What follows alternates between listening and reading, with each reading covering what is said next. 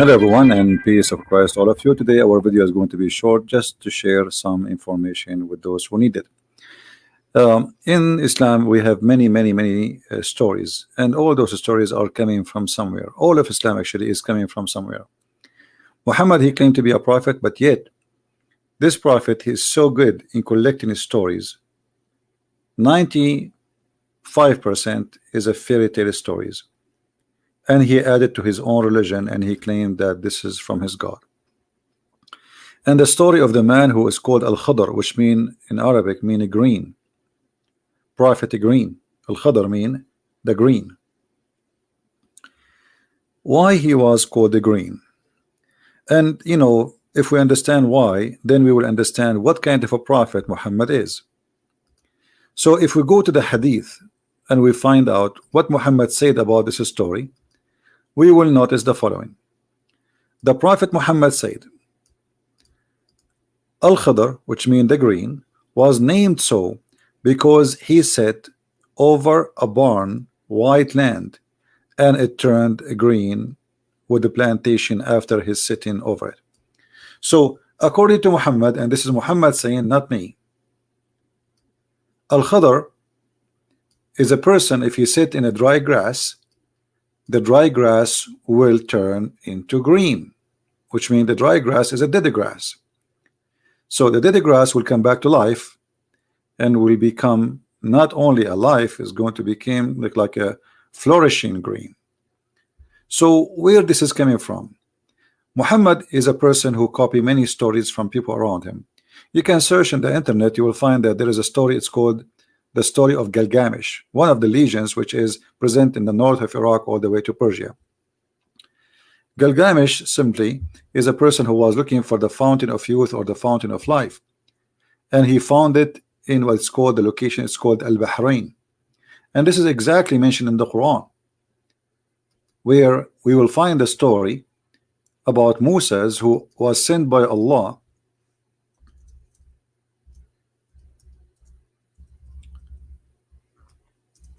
to meet with green. And green obviously is way higher than Moses, to the point Allah, he told Moses that, you know, if you want to learn, okay, well, I will let you go and meet and learn from him. And Moses, when he met him, he asked him to follow him so he can learn. And here you will see the story, which is nothing but a fairy tale story about Moses going all the way to the location. It's called the place where the two seas met, the junctions of the two seas. And this is exactly what it's called, the name of the country today. In Arabic we call it Bahrain. Bahrain is not far away from Iran, not far away from Qatar, not far away from Saudi Arabia. Actually now they have a bridge between Saudi Arabia and Emirat, and sorry, and Bahrain. So this is exactly, the name is mentioned in the Quran. And the story of Al-Bahrain is very ancient story, that there was there a fountain of life. Whoever drink from it, he live forever. And there's only one person he was able to find this fountain, and his name is Mr. Green. So here you will find the story how Allah, he sent Moses and he asked him to take with him a whale, not a fish, as it says here. In Arabic it says hut. And then when they went to that area, Moses, he do not know how to find this person, Al-Khadr.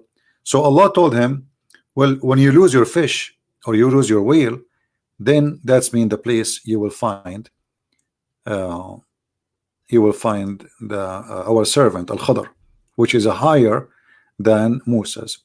So when he went there, simply the story says that the fish came back to life, or the whale, and because some water touched the fish, and the fish came back alive. And you can read the story. This is chapter 18, and you can read from verse number 61 all the way to the end of the story. However, if we go, we will find more details about this story in Sahih al-Bukhari, where the Sahih al-Bukhari make it so clear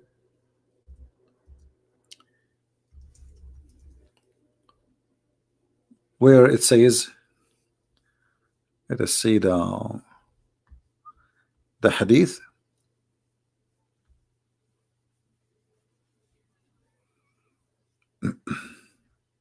All right, here we go. We mentioned this just in the previous video today, that we talk about it a little bit, but it doesn't hurt if we talk more, so people will learn and take notes. So according to the story here, as we see,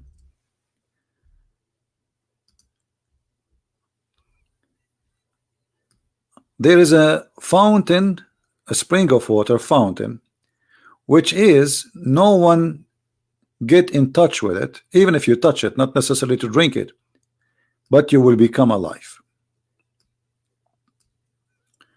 And the Prophet said that, you know, this fish, some drop of water fell into it, and then this is how this whale or fish run away.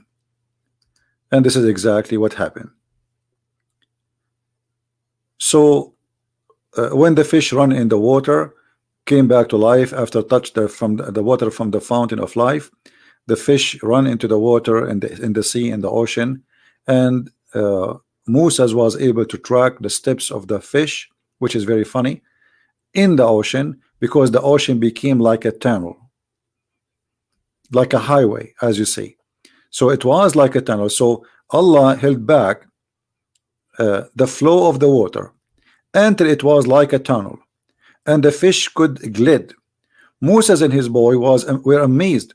They set the reminder of the day and the night, and Moses, a companion, forgot to inform him to escape, the fish escaped, blah blah blah blah. So you can read the story. I can post the link for you about those references down in the video. But as you see, Islam is based in fairy tale stories. Who in the world in the year 2019 he want to believe that there is a prophet, his name is Muhammad, teaching us that his God told him that there is a water, it's called the water of life, and whoever sprinkle water from it at himself, even if he's dead, or somebody sprinkle at the dead man, he will come back to life immediately? How Muhammad can be a prophet and yet he is telling such a story?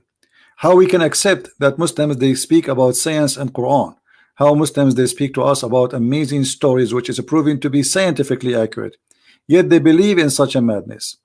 So either you believe in this and then don't talk about science. This is nothing but a fairy tale stories, and we can find actually the roots of the story, as we said, in the ancient stories of Gilgamesh and other people. Not only Gilgamesh, actually there's many nations, they share the same roots of the story. And this story continue with us until now, to the point we have the movie. It's called The Pirate of the Caribbean, speaking about the fountain of youth. This is nothing new. This is something very old, very ancient. Nations carried through nations, and then Muhammad, he took it, he put it in his book, and he claimed that this is coming from his God, and this is a story provided for him and only for him. Nobody knows about it except him, Muhammad. But if we go in the Quran, we will find that the Arab, they were making fun of the Quran and Muhammad's story, saying to him openly and with no shyness that this is nothing but a fairy tales of the ancient, and we heard those stories before you. So while Muhammad claiming that he is the one who come with those stories, the Arab, they were making fun of him. He says this is nothing but the fairy tales of the ancients. We heard those before you. All right, and as you see, there's many verses in the Quran saying that. Not one, not two, not three, not four, not five, not six. Many verses saying, the Arab saying to Muhammad, this is nothing but the tales of the ancient. And even we heard that before you know, from generation before you. So try something better. If you go to chapter 23, verse number 83, it says exactly what I said to you. We heard our father, we heard this from our fathers before us. Those stories are old. Those are nothing but the tales of the ancient. So Muhammad is a person who's trying to build a religion. He built his religion based on the fairy tales of the ancient, and yet he claimed that this is coming from God. Now, if you are a Muslim, you are more than welcome to leave your comment and tell me how you really believe in such a story to be coming from God, and yet Muhammad not only adding it in the Hadith, but Muhammad, he adding the story in the Quran, as we showed you in chapter 18. This is cannot be from God. This is cannot be from a prophet. This is cannot be from anyone actually have little intelligence. This is can be only from someone is an ignorant. He have no idea what he's talking about, and he think that those stories can fool others. And as you see, those stories did not even go through the Arab, the Bedouin, who they are naive. Most of them are not educated. Even those who they are not educated, they say to Muhammad, those stories we heard it from our fathers before you, and this is nothing but the tales of the ancient. So how we can believe in Muhammad to be a prophet? This is why today I wanted to make this a short video, so it's going to be easy for you to carry around and show to your friends. And if you are a Muslim, believe really that there's a fountain of youth, a flying carpet, the birds or the ants who warn the ants, the hudhud who find water. If you find all these stories are true stories, please leave your comment and tell us why. Thank you for being with us, and feel free to download the video and share it with your friends, and I will see you again with a new video. And I will try to make videos to post it in all the other accounts I have. So but the broadcast will be in the one we are using right now.